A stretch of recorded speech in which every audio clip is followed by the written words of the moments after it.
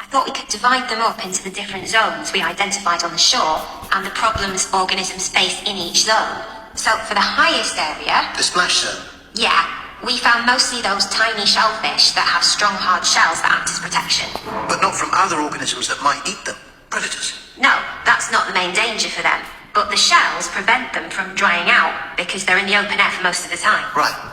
And since they're exposed, they need to be able to find some sort of shelter or cover themselves up so they don't get too hot.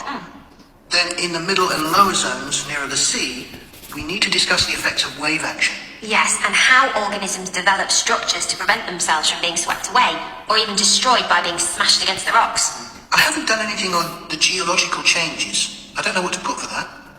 No, we weren't concentrating on that. Maybe we need to find some websites. Good idea.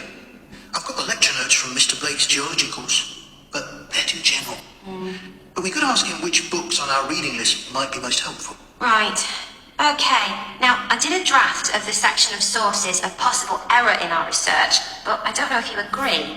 For example, the size of the sample and whether it's big enough to make any general conclusions from. But I thought actually we did have quite a big sample. We did. And our general method of observation seemed quite reliable. But we might not be all that accurate as far as the actual numbers go. Yeah, we might have missed some organisms if they were hiding under a rock, for example. I wasn't sure about the way we described their habitats. I decided it was probably okay. Yeah, and the descriptions we gave of the smaller organisms, they weren't very detailed, but they were adequate in this context. I'm not sure we identified all the species correctly, though. Okay.